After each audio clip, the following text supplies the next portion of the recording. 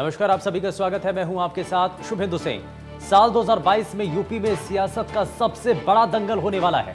सियासत का यह दंगल जीतने के लिए हर सियासी दल अपनी पार्टी को मजबूत करने में जुट चुका है। यूपी में बेदम हो चुकी कांग्रेस में फिर से जान फूंकने के लिए इन दिनों कांग्रेस महासचिव प्रियंका गांधी लखनऊ में डेरा डाले हुए हैं। यहां उन्होंने पार्टी पदाधिकारियों के साथ मैराथन बैठक कर जीत का मंत्र दिया, तो वहीं रविवार को वो रायबरेली के दौरे पर रहेंगी। एक तरफ प्रियंका जमीन पर उतरकर पार्टी को मजबूत कर रही हैं, तो वहीं बीजेपी प्रियंका गांधी के दौरे पर सवाल उठा रही है। यूपी सरकार में मंत्री सुरेश पासी ने तो इतना तक कह दिया कि 22 के चुनाव के बाद कांग्रेस सड़क पर आ जाएगी। बात करें बीजेपी की, तो वो बूथ विजय अभियान के सहारे 22 जीतने का प्लान बना रही है।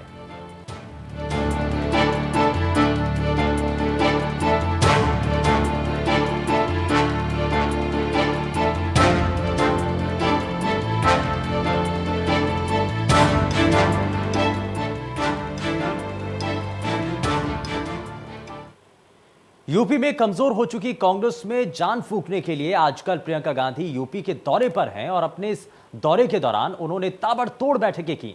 इन बैठकों में उन्होंने 2022 के रण में उतरने के लिए एक प्लान तैयार किया है और इस प्लान को फतेह करने के सहारे वो एक बार फिर यूपी की सत्ता में कांग्रेस को जगह दिलाने की कोशिश में है।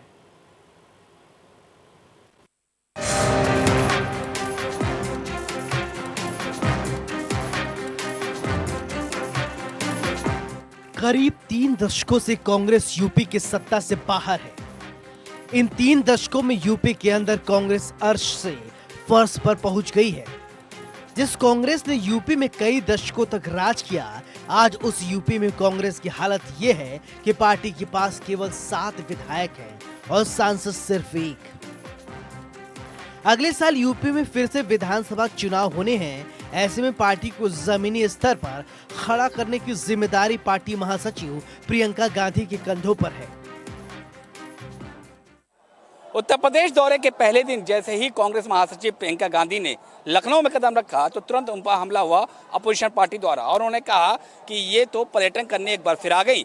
लेकिन प्रियंका गांधी को इस संज्ञा से कोई फर्क नहीं पड़ा और वो जुट गई अपने मंथन में, अपने चिंतन में, क्योंकि उन्हें मालूम था चुनाव करीब है और एक सशक्त ऑर्गेनाइजेशन के बगैर, एक ताकतवर संगठन के बगैर चुनाव नहीं जीता जा सकता। लिहाजा वो जुट गई और पहले ही दिन से लगातार वो बैठक करती रही।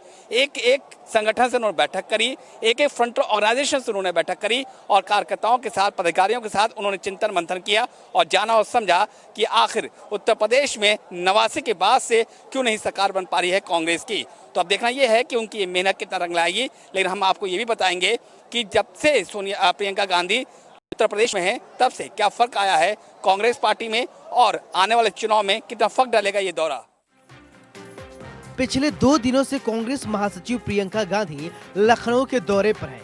अपने इस दौरे पर प्रियंका गांधी ने पार्टी को सूबे में फिर से खड़ा करने के लिए ताबड़तोड़ बैठकें की। इन बैठकों में प्रियंका गांधी एक एक पदाधिकारियों से रिपोर्ट और फीडबैक ले रही हैं। बैठक में संगठन के कार्यों की समीक्षा के साथ साथ जमीनी रुझानों पर भी चर्चा हो रही है। यूपी चुनाव को लेकर प्रियंका का ये दौरा काफी अहम माना जा रहा है।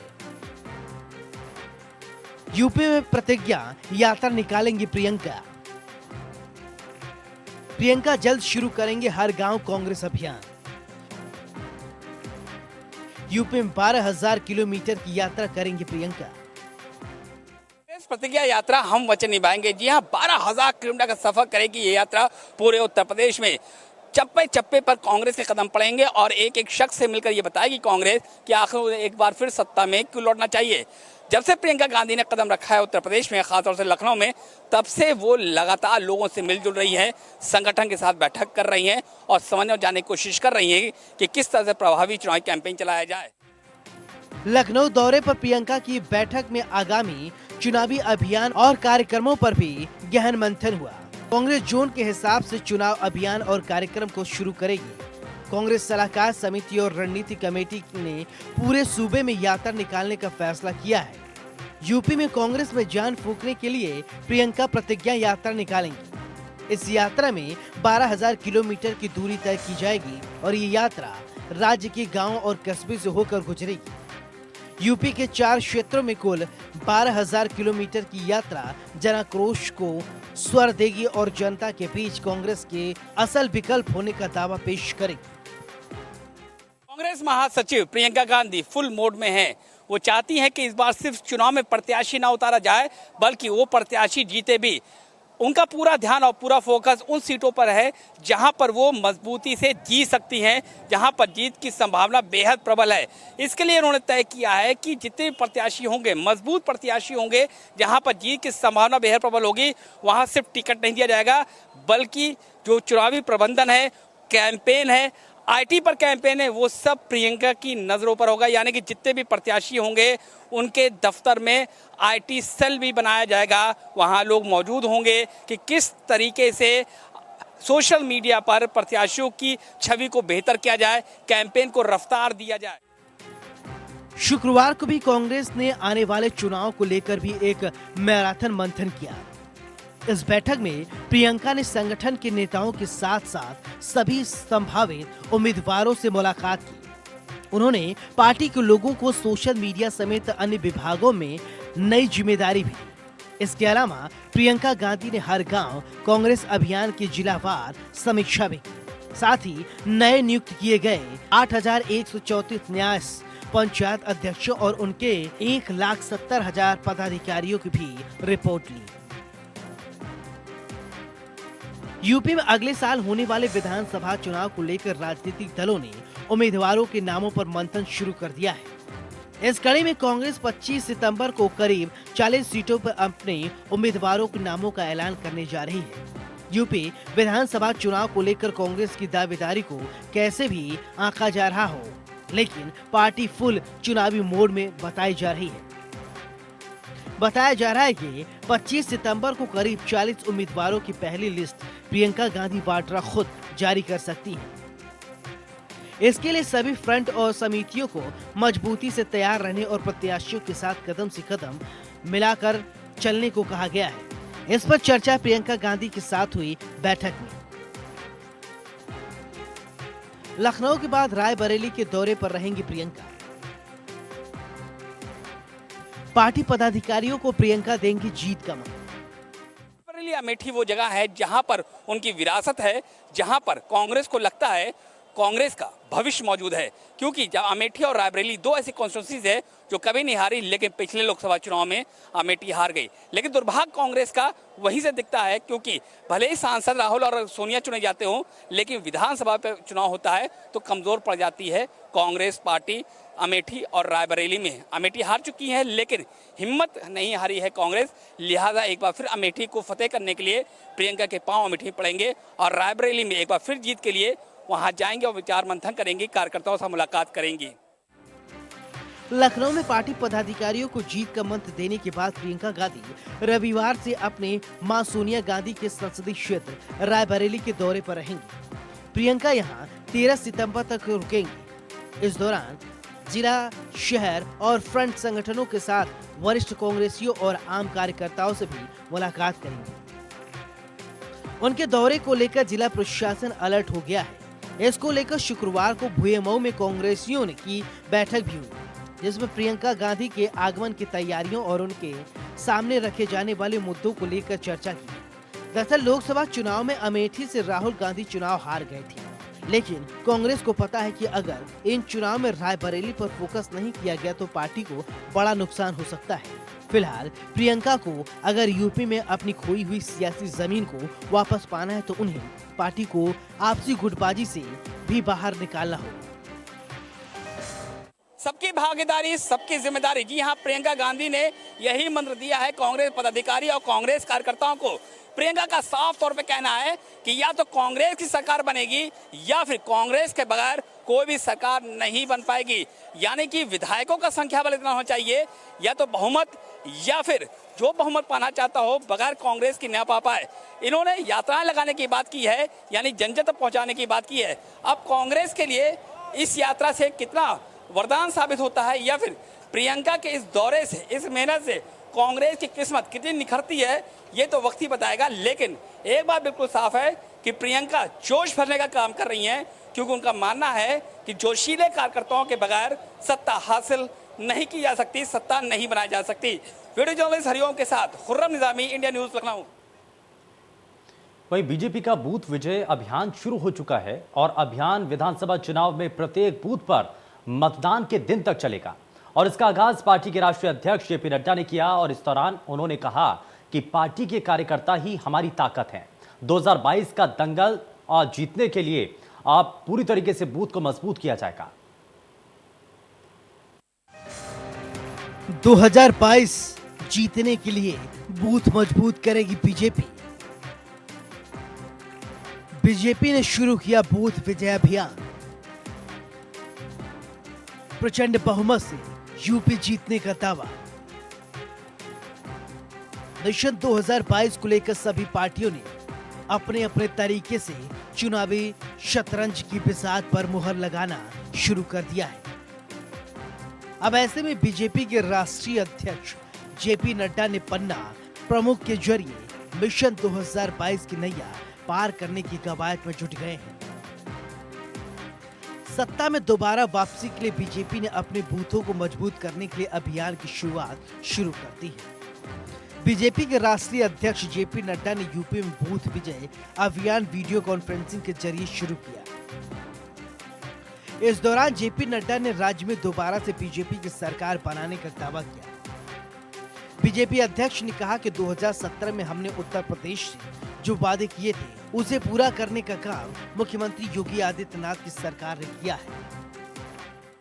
आदरणीय प्रधानमंत्री श्री नरेंद्र मोदी जी और माननीय मुख्यमंत्री योगी आदित्यनाथ जी के जोड़ी ने प्रदेश की जनता के सहयोग से उत्तर प्रदेश का कायाकल्प किया है और एक नया कीर्तिमान स्थापित किया है और प्रदेश की राजनीतिक कार्य संस्कृति को बदल कर रख दिया है।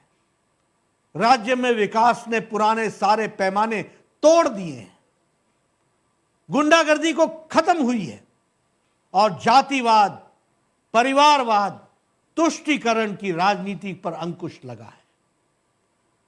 हमें बूथ से लेकर के यूथ तक को पार्टी के चुनाव अभियान से जोड़ना है। उत्तर प्रदेश में 2017 में हमने जो वायदे किए थे उसे अक्षरशः पूरा करने का काम भारतीय जनता पार्टी की योगी आदित्यनाथ जी की सरकार ने किया है। बूथ विजय अभियान शुभारंभ कार्यक्रम में बोलते हुए बीजेपी के राष्ट्रीय अध्यक्ष जेपी नड्डा ने कहा कि जनता के आशीर्वाद से उत्तर प्रदेश में दोबारा प्रचंड बहुमत के साथ भाजपा की सरकार बनना तय है। उन्होंने कहा कि नरेंद्र मोदी के नेतृत्व में 2017 में बीजेपी ने 325 सीटें जीतकर इतिहास रचने के अलावा 2014 और 2019 में लोकसभा चुनाव में भी उत्तर प्रदेश की जनता ने विकास की राजनीति को अपना समर्थन दिया। ये हमारे लिए गौरव की बात है कि प्रधानमंत्री श्री नरेंद्र मोदी जी के नेतृत्व में देश में जातिवाद, परिवारवाद, वंशवाद और संप्रदायवाद की राजनीति का अंत हुआ है और विकास की राजनीति प्रतिष्ठित हुई है। उनके नेतृत्व में 2017 में भाजपा ने 325 सीटें जीतकर इतिहास रचा था। 2014 में और 2019 में लोकसभा चुनाव में भी उत्तर प्रदेश की जनता ने विकास की राजनीति को अपना समर्थन दिया था। भारतीय जनता पार्टी के कार्यकर्ताओं का उत्साह एवं लगन उत्तर प्रदेश के भविष्य की कहानी के बारे में स्पष्ट संकेत देता है। बीजेपी के इस बूथ विजय कार्यक्रम के जरिए पार्टी अध्यक्ष ने प्रदेश के सभी कार्यकर्ताओं को संबोधित किया। गोरखपुर सहित प्रदेश के कई जिलों में बूथ लेवल पर जुड़कर बीजेपी के राष्ट्रीय अध्यक्ष जेपी नड्डा ने पन्ना प्रमुख को लेकर जोर दिया और कार्यकर्ता और पदाधिकारियों में जोश भरने का काम किया। आज 2022 के विधानसभा चुनाव की दृष्टि से सबसे बड़े अभियान का शुभारंभ किया है। भारतीय जनता पार्टी का एक एक कार्यकर्ता उत्साह से भरा हुआ है। केंद्र और प्रदेश सरकार के माध्यम से किए गए कार्यों की जो उपलब्धियां हैं वह सब हमारे पास हैं। आम जनता को भरोसा है कि सपा, बसपा, कांग्रेस जन कल्याण के लिए, गरीब कल्याण के लिए, मजदूर कल्याण के लिए, किसान कल्याण के लिए न पहले कभी कुछ किए हैं, न भविष्य में कुछ कर सकते हैं। इसलिए जो विजय हमको 2014 में, 2017 में, 2019 में मिली थी, वह विजय बूथ विजय अभियान जो आज प्रारंभ हुआ है, इस अभियान से एक तरह से उत्तर प्रदेश विधानसभा चुनाव का भारतीय जनता पार्टी ने शुभारंभ कर दिया है। बूथ को लेकर जेपी नड्डा ने वर्चुअल तरीके से जुड़कर पदाधिकारियों और नेताओं में जोश भरने के साथ साथ मिशन 2022 में बीजेपी का पताका फहराने के लिए गुरु मंत्र भी दिया। मिशन 2022 को लेकर के बीजेपी ने पूरी तरीके से कमर कस ली है और यही वजह है कि जेपी नड्डा लगातार कार्यकर्ताओं और पदाधिकारियों के साथ बैठक कर रहे हैं, फिर चाहे वो वर्चुअल तरीके से या फिर प्रत्यक्ष तरीके से। आज आप देखेंगे कि पूरे प्रदेश में अलग अलग बूथों पे जेपी नड्डा वर्चुअल तरीके से जुड़े हुए हैं और जो ये बैनर आप पीछे देख रहे हैं बूथ विजय अभियान, इसकी आज यहाँ से शुरुआत की जा रही है। सुबह से ही जेपी नड्डा लखनऊ और तमाम जगहों पर जो है पदाधिकारियों के साथ बैठक कर रहे थे और सामने आप देखेंगे कि वीडियो कॉन्फ्रेंसिंग के जरिए वो अलग अलग बूथों के जरिए जुड़ करके लोगों तक पहुँचने का काम कर रहे हैं, उन कार्यकर्ताओं तक पहुँचने का काम कर रहे हैं। गोरखपुर की अगर बात करें तो तकरीबन गोरखपुर जिले में 25,650 जो है बूथ बनाए गए हैं, जिनमें 12 जिले संगठन के बीजेपी के हैं। जिनकी अगर बात करें तो 62 जो है विधानसभा है और प्रशासनिक गोरखपुर के तकरीबन बस्ती गोरखपुर और आजमगढ़ बस्ती मंडल है, जिसमें 13 लोकसभा हैं और जो है सभी जनप्रतिनिधियों के साथ आज एक साथ जो है जेपी नड्डा जुड़ करके उन्हें पन्ना प्रमुख बनाने की बात कह रहे हैं। पर क्योंकि इस बार बीजेपी की रणनीति पन्ना प्रमुख काफ़ी अहम है और इसी को जोड़ दे करके एक नई रणनीति के तहत जेपी नड्डा अलग अलग शहरों में अलग अलग जो है बूथों पर लोगों से जुड़ रहे हैं और बाकायदे इन कार्यकर्ताओं से जुड़ने के बाद उनमें जोश भरने का काम कर रहे हैं। क्योंकि आज का ये जो वर्चुअल बैठक है ये मेन तौर पे अगर देखा जाए तो पन्ना प्रमुख बनाना, और पन्ना प्रमुख वो अहम हिस्सा है, वो कड़ी है जो शायद इस बार बीजेपी की नैया 2022 को पार कराएगा। Sushil Kumar, India news, Gorakhpur. UP सरकार के गन्ना विकास और चीनी उद्योग राज्य मंत्री सुरेश पासी ने इटावा के जसवंत नगर में प्रबुद्ध सम्मेलन में शिरकत की और इस सम्मेलन में इंडिया न्यूज संवाददाता से बात करते हुए सुरेश पासी ने प्रियंका गांधी वाड्रा के यूपी दौरे और समाजवादी पार्टी पर जमकर निशाना साधा। एक रिपोर्ट आप देखिए।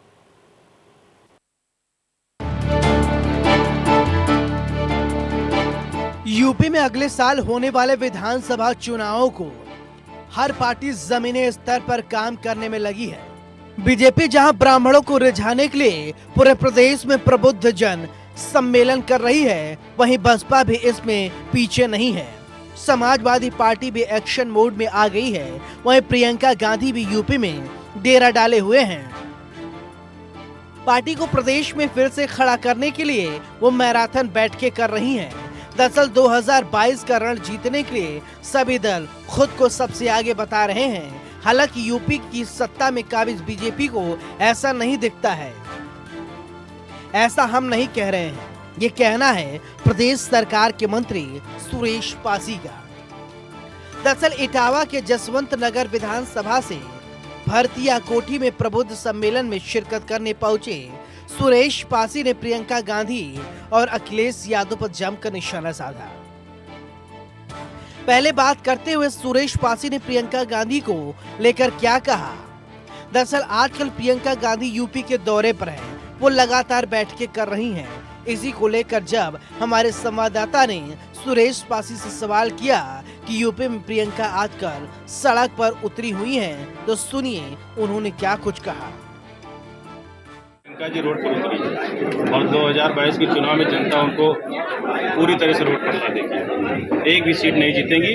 लोकसभा में केवल एक सीट उनको रायबरेली मिली थी और इस बार जो है 2022 में उनको एक भी सीट जो है विधानसभा की मिलने नहीं जा रही और 2024 में जो रायबरेली बची हो वो भी इस बार वो हारेगी। सुरेश पासी के निशाने पर केवल प्रियंका ही नहीं थी। जब उनसे अखिलेश यादव को लेकर सवाल किया गया तो उन्होंने समाजवादी पार्टी को परिवार की पार्टी बता दिया। वहीं अखिलेश यादव और शिवपाल यादव को एक ही बताया और कहा ये दोनों नाटक कर रहे हैं। देखिए वो उनका नाटक है। वो पूरा परिवार एक है, जनता को गुमराह करने का काम कर रहा है, लेकिन जनता जान गई है कि ये सब नाटक करते हैं, अंदर से सब एक है। अब जनता उनके बहकावे में आने वाली नहीं। तो सुना आपने, लोगों ने मंत्री सुरेश पासी को मंत्री जी के मुताबिक जनता अखिलेश यादव और शिवपाल यादव दोनों को ही जान चुकी है और ये नाटक कर रहे हैं। फिलहाल मंत्री जी 2022 की भविष्यवाणी जरूर कर रहे हैं। उनका कहना है इन चुनाव में बीजेपी ऐतिहासिक जीत हासिल करेगी।